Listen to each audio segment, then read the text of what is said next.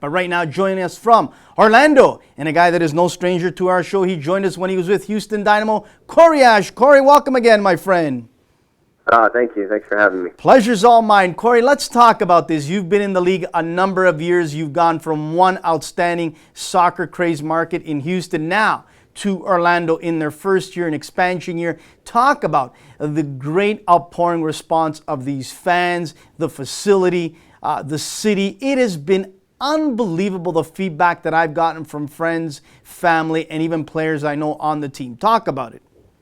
Yeah, it's been great. Ever since the trade went down, I had a lot of people reaching out to me on the social media, just welcoming me to the city, to the club.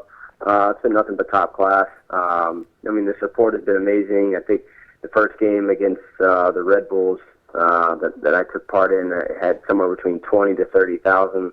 The fans are electric.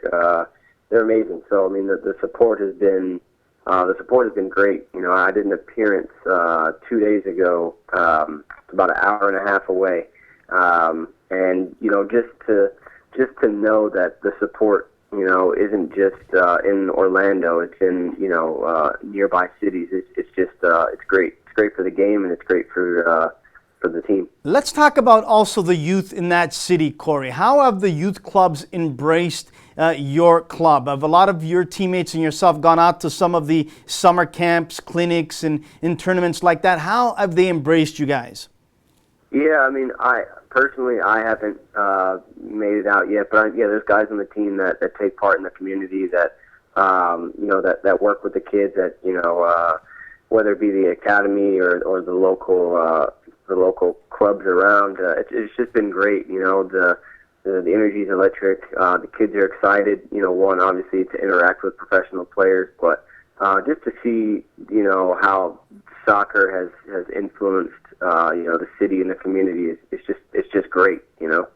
Corey, let's talk about your squad. A tough loss up here in Toronto, but then you guys rebounded with a pretty decent game against Philly, and now you're looking forward to taking on a real big challenge in Seattle. Your squad is a veteran-laden team. A lot of guys that really that know the league and have been around the game, like Colin, obviously has been around with Sporting Kansas City and had success there. Yourself with Houston. Tally Hall, who you know quite well, has had an unbelievable season. How great is it to know that you've got a lot of strong veterans, guys that know the league and guys that really understand each other at this point of the season to try and make a push for the playoffs?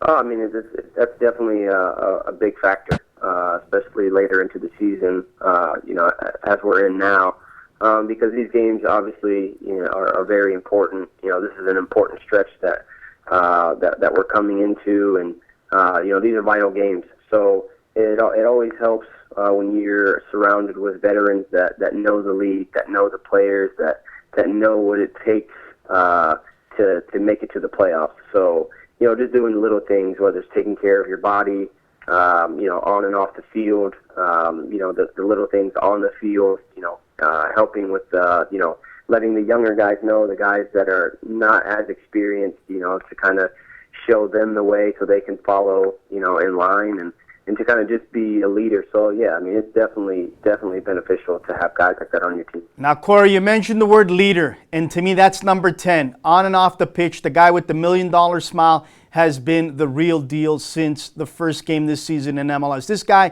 has been electric. We're talking about, obviously, Kaká being recalled to the national team for a couple of friendlies coming up. This guy, to me, has been a massive influence on a kid who last year I stood side by side for many of his games here in Ontario, and that is Kyle Larin. He has been a massive influence on him and helped him and guide him. Talk about Kaká. Talk about the responsibility he knows he has to lead this team, not only on the pitch, but off the pitch.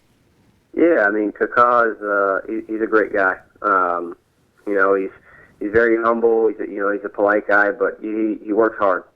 He's not always a vocal leader. He leads by example. He's shown time and time again, why he's played at an elite level, and he's shown why. Obviously, he's gotten called, back with Brazil. The guy just, he motivates you. He motivates you to want to play better, to want to be better, both soccer player and as a person. I mean, he's very polite, very welcoming. The way he carries himself, the way he handles himself is are qualities that you look for in a leader. So he's definitely been huge for this club. Corey, we just are watching right now, just over the bar, Kyle Larn with that header, inches away from putting another one in. You've been around the league a number of years. You saw young guys come and go. You've seen the elite players in this league today and in years past. Here up in Canada, we are so hoping that this young man can take us to the next World Cup. A lot of responsibility on his shoulders and the rest of the team. But in your honest opinion, even though he's your teammate, from guys that you've seen in the past, how far is this young man from being elite? Not just a good player, but elite.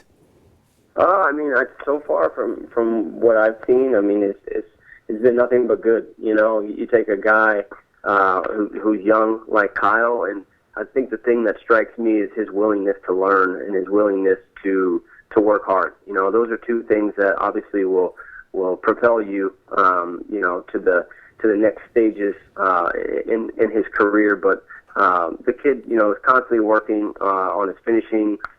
Constantly working on holding the ball up, just everything, you know, and he doesn't complain. So I mean, the kid, he has, you know, 13 or 14 goals, but he has a level head about him. You know, he hasn't let the fame kind of get to him. He's still really humble, you know, a soft-spoken guy, good kid that works hard, and I think that's, you know, at that age, you just need to be a sponge, and you need to just soak up as much information. And, you know, obviously it helps playing with, you know, a guy like Kaká and, you know, Adrian Heath, who's obviously played at the top level. You know, it's providing him with valuable information. So, I mean, I think the kid's got a great future ahead of him.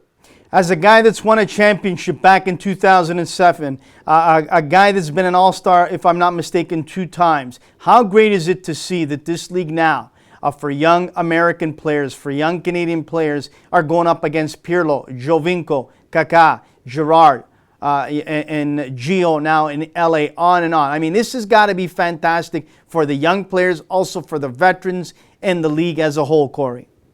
Yeah, I mean, it's great for everyone. You know, it's like it's a win-win for everyone. You know, as a kid, you know, I watched, you know, a lot of these players play, and to now, you know, play with them or play against them is it's a good feeling. You know, you see that the league is getting the exposure that it needs, you know, and that it deserves as well. So, you know, I think it's great also for you know, the kids that are striving to get to this level. You know, before, I think, you know, when I was growing up, it was okay. Yeah, I mean, the MLS is good, but I want to make it over to Europe. Now, you know, not to say that, you know, Europe still isn't a good league to aspire to, but hey, the MLS is right there. You know, we're attracting great soccer. We're an up-and-coming league, and we're still a young league. So it just gives, you know, the American kids and the Canadian kids something to aspire to. And not only that, Corey, let's be honest, the MLS clubs are dishing out some big bucks, and now guys want to come here,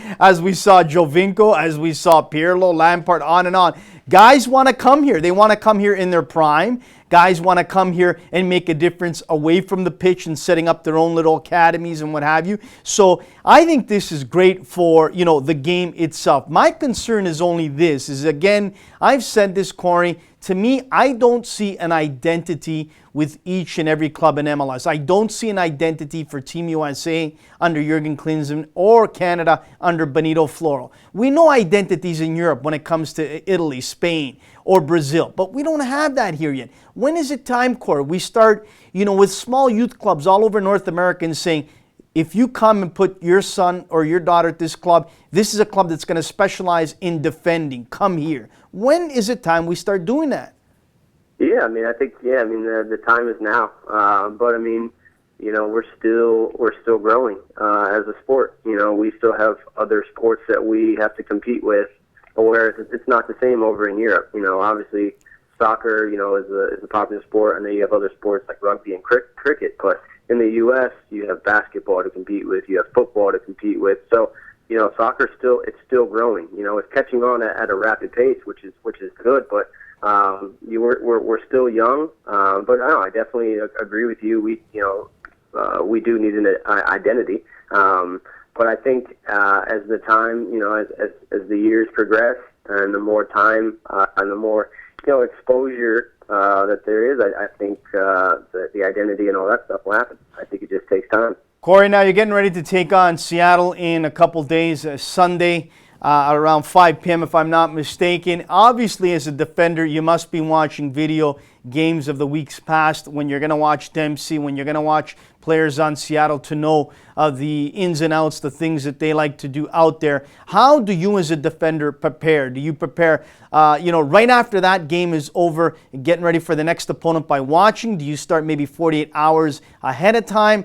Tell us a little bit about you away from the pitch, how you prepare for the next opponent.